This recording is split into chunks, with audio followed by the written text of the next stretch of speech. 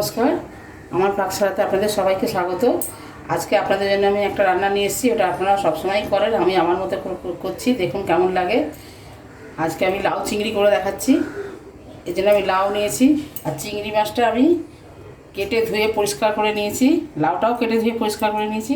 চিংড়ি মাছের মাথাটা আলাদা রেখেছি আর দেহটা আলাদা রেখেছি। আপনারা একসময়ই খেতে পারেন, আমাদের মাথা অনেকে খায় না, ওই জন্য আলাদা করে রেখেছি। আমি কড়াটা গরম হয়ে গেছে আমার, আমি গ্যাস ধরিয়ে বসিয়ে দিয়েছি। এর মধ্যে আমি চিংড়ি মাছটা ভাজার জন্য অল্প তেল দিলাম।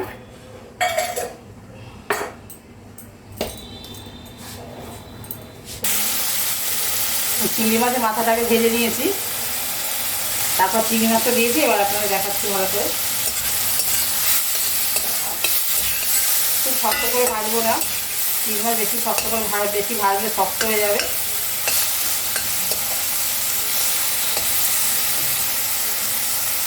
আর একটুখানি ভেজে তুলে রাখবো। আমার মাছের মাথাটা ভাজা হয়ে গেছে, আলাদা রেখেছি। এই যে মাছটাও ভাজা হয়ে গেছে। মাছটা আমার লেগে গেছিলো করার জন্যে, ওই জন্য আমি আবার কড়াটা পরিষ্কার করে ধুয়ে তারপর আবার বসিয়েছি। এর মধ্যে তেল গরম দিয়েছি, তেলটা গরম হয়ে গেছে। এর মধ্যে দেখুন আমি একটা শুকনো লঙ্কা, একটুখানি জিরে, একটুখানি মেথি আর কালো জিরে, এই তিনটা আমি সমান দেবো।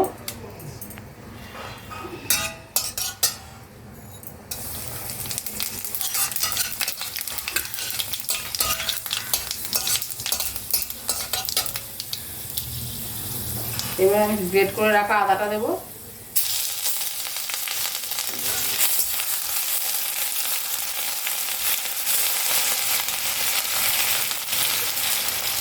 তিনটে কাঁচা লঙ্কা কেটে রেখেছি, দিয়ে দেবো। আর মশলা বলতে আমি এই যে হলুদ দেবো হাফ চামচের মতো, লঙ্কার গুঁড়ো দিয়েছি একদমই কম, মানে সিটি ভাগেরও কম, আর হাফ চামচের একটু কম দিয়েছি জিরে গুঁড়ো। আর কিছু মশলা দেবো না, যেহেতু আমি কাঁচা লঙ্কা দিয়েছি, লঙ্কার গুঁড়ো খুব কম ইউজ করেছি। আপনারা আপনাদের পছন্দ মতো দেবেন। দিয়ে দিলাম ঝাল খান, একটুখানি জল দিয়ে দেবো।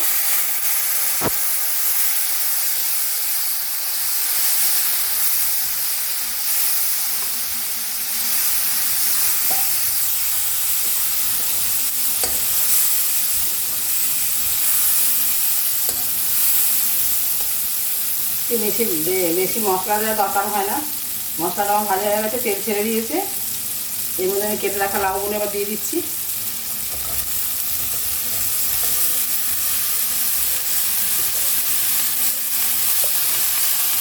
ঠিক আলু ভাজার মতো করে লাউগুলো কাটবেন।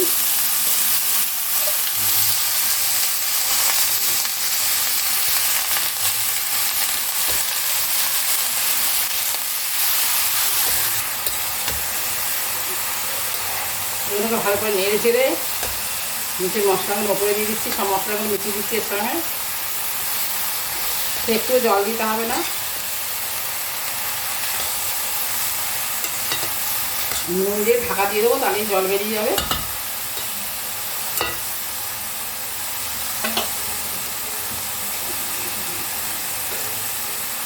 আন্দাজ মতো নুন দিয়ে দিচ্ছি।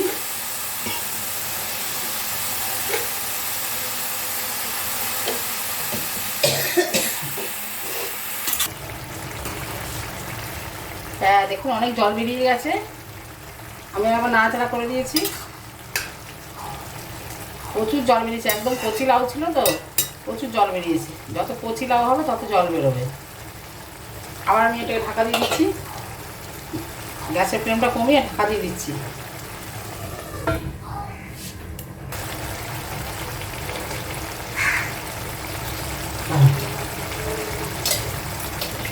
এবার আমি এগুলো মিশিয়ে দিচ্ছি, একটু সরিয়ে রাখছি এগুলো।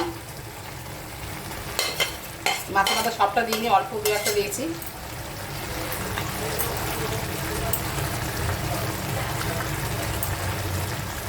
এবার ঢাকা দিয়ে দেবো আবার। আমার প্রায় হয়ে এসছে, এখনো কিছুটা জল আছে। লাউটা মোটামুটি সেদ্ধ হয়ে গেছে। জলটা শুকিয়ে গেলে আমি নামিয়ে পরিবেশন করে আপনাদের দেখাচ্ছি। রান্নাটা একবারই কমপ্লিট হয়ে গেছে, গ্যাসটা নিভিয়ে দিচ্ছি।